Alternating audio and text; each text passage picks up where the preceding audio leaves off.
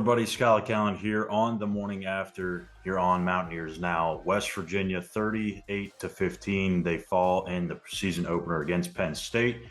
And so this is something new we're going to do every game or after every game this year is the morning after, whether it's Sunday morning, Friday morning in some instances where they play on Thursday night, or on the rare occasion that they may have a Friday night game, that'll be Saturday. So obviously a tough one for West Virginia. They hung in for the first half, 14-7.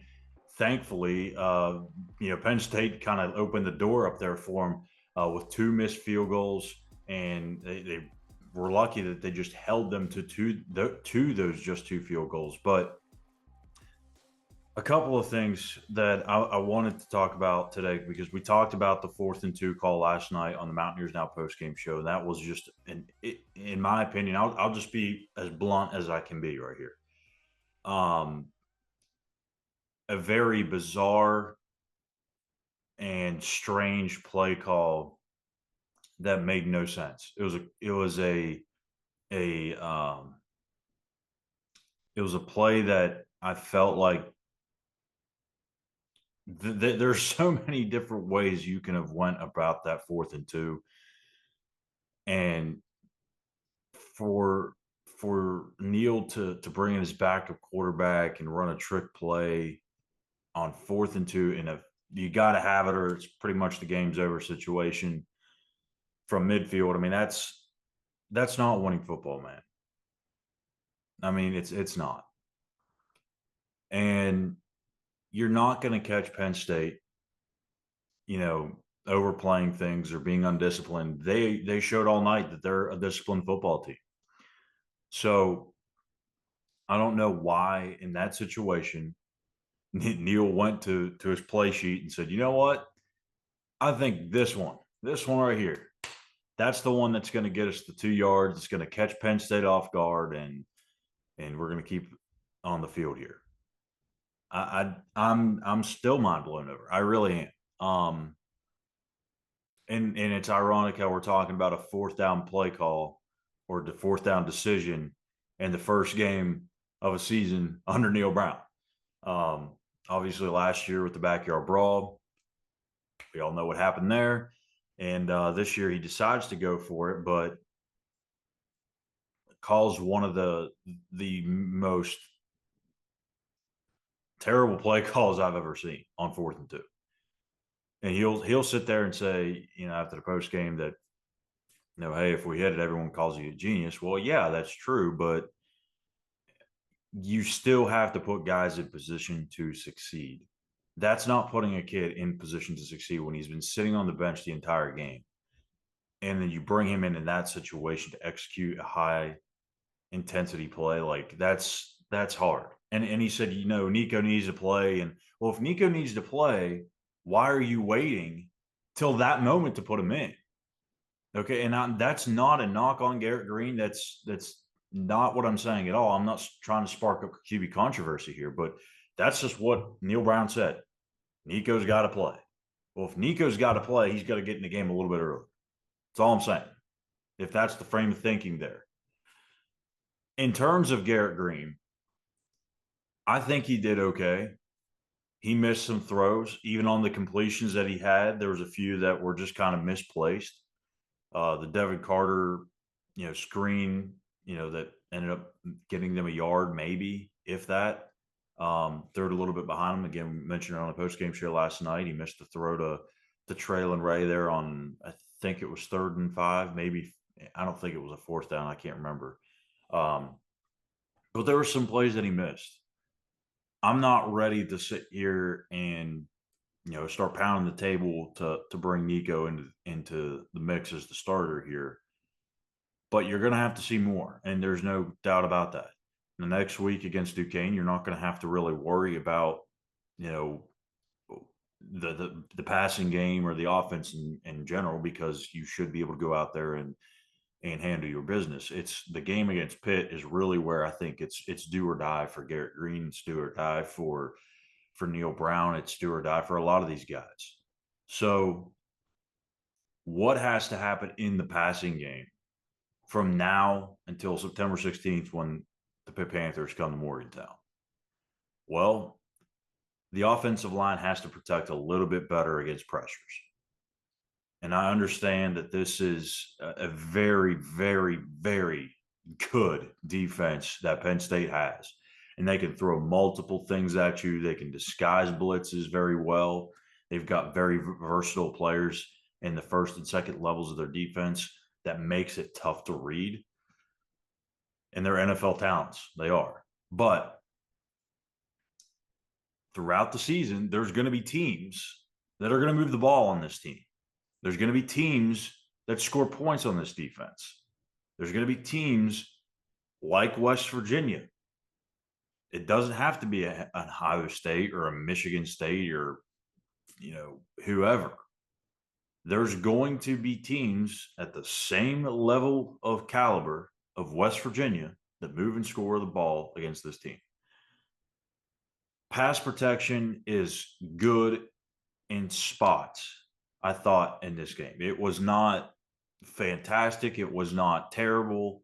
I think there wasn't enough consistency handling the pressures. Now, again, this is when I'm taping this is 7:30 in the morning, so I'm not really able to have time to go back and watch the tape just yet. But once I do, I'll put my thoughts out there on one of our shows this week. But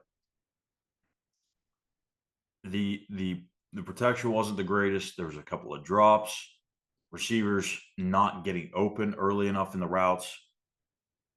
Garrett Green, again, looking kind of panicked in the pocket a little bit. But for me, the biggest issue with the passing game is these things are taking way too long to develop. Penn State, all they ran in that first half was crossers. That's all they did. Crossers, crossers, crossers, crossers. I mean, it was every single time they dropped back to pass. Drew Aller had two guys going across the field, one high, one low, sometimes too low. They were running mesh routes. They were doing things to get guys open quickly. West Virginia, I'm not really sure what was going on.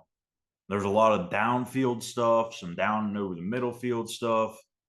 Again, this is from watching it at home on TV. I wasn't up in the press box last night, so I couldn't really see.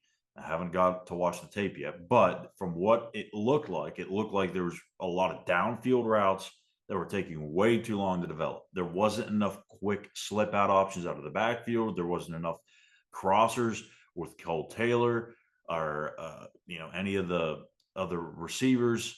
There wasn't drag routes. There wasn't anything quick, and that's what you have to have. Now, again, is it time to panic?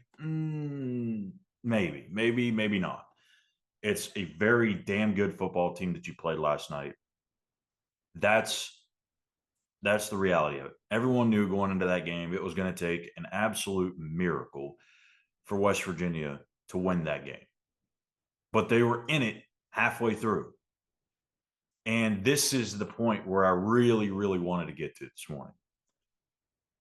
When you get in these games where you're in it, okay, you accomplished it. You checked off the box of hanging around, like Neil Brown said on Monday before the game. You've got to make plays. You've got to make plays. They didn't make them. Beanie Bishop had 2 interceptions right in his hands and just drops them. No, not trying to throw Beanie under the bus, but it's just is what it is on here. Okay, we're being real. You got to have those interceptions if you're going to win these types of games. Okay, you have to create those extra opportunities for your offense, especially the one in the red in the end zone. Now, fortunately, nothing hurt West Virginia from it, but you've got to come down with those. You've got to be able to make the plays on 4th down where you throw the ball 5 yards, when Traylon Rary's wide open. I'm pretty sure it was a 4th down more I think about it. And you throw it way behind him and he's wide open. You had great pass protection on that play. Traylon Rary gets open in his route early, beats his man off the line, and it's got to be there. I mean, there's no excuse for it. It has to be there if you're going to win these types of games, or if you're even going to hang in these types of games. Secondary was just atrocious. I don't know if there was miscommunication, guys not understanding their responsibilities. I don't know.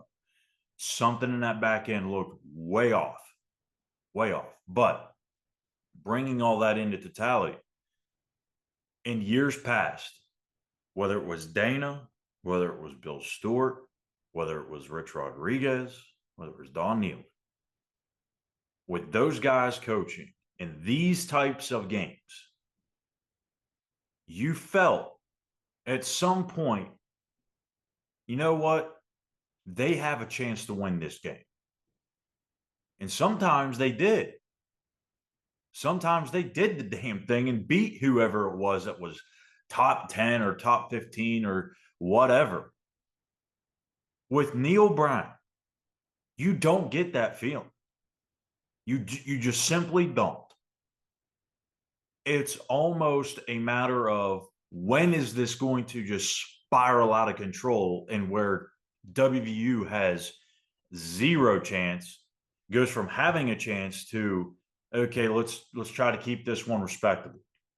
That's the feeling you get with this Neal Brown coached team. And it's not just this team. It's been this way for the last 4 years. You had a chance with Dana. You had a chance with Bill. You had a chance with Rich. You had a chance with Don. You don't get that feeling with Neal. That's a problem. Again, it's a totally different age that we're in. It's year 5. You have the portal. You have guys coming in. You have guys coming out. But it's the same thing for everybody else, right? It's not just you that is affected by this. It's not just you that's impacted by this. When you lose Power 5 starters to the transfer portal, you don't go back in the transfer portal and not get Power 5 guys. You can look at some of the guys that they brought in, and some of them played well last night. Some of them didn't even see the field. Some of them had very little impact. Some of them you didn't even know were on the field until you looked at the final box score. You can't win Power 5 football games without Power 5 talent. You're not going to do it. Not going to beat Penn State on the road, 110,000. It's not going to happen. You're not going to beat Pitt. You're not going to beat Texas Tech. You're not going to beat Houston, TCU, whatever it is. You're not going to beat those types of teams if you don't have Power 5 talent. But you're also not going to beat those teams if you don't set them up for success and you don't have, trying to think of a great way to put this, and if you don't have competent decision makers at coach. Doesn't matter whether it's O coordinator, D coordinator, head coach, position coach, whatever. There's a lot of things that this team has to fix, a lot. And I know Neal's trying to put the water on the fire and trying to douse this thing, but I'm telling you, I mean, there's a lot of things that you saw last night that we've seen for the last 4 years. A lot of drop passes, not a ton, but there's still some easy drop passes, a lack of focus, lack of execution on 3rd and 4th downs. 3rd and 4th gotta have it. Remember, we talked about that and how WVU beats Penn State upset. You've got to get those 3rd and gotta have it, 4th and gotta have it. That 4th and 2 play call with Nico, that's a gotta have it situation. You can't do that. You cannot do that. But again, you don't get that feeling with Neal Brown that you can see where the game starts to turn. You don't get that feeling of, hey, West Virginia's still got a very good offense, and it just takes a couple of plays for them to get right back in this thing. No, I mean, it's like once it's over, man, it's over.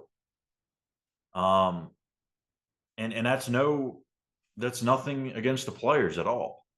I thought for the most part they did what they were supposed to do.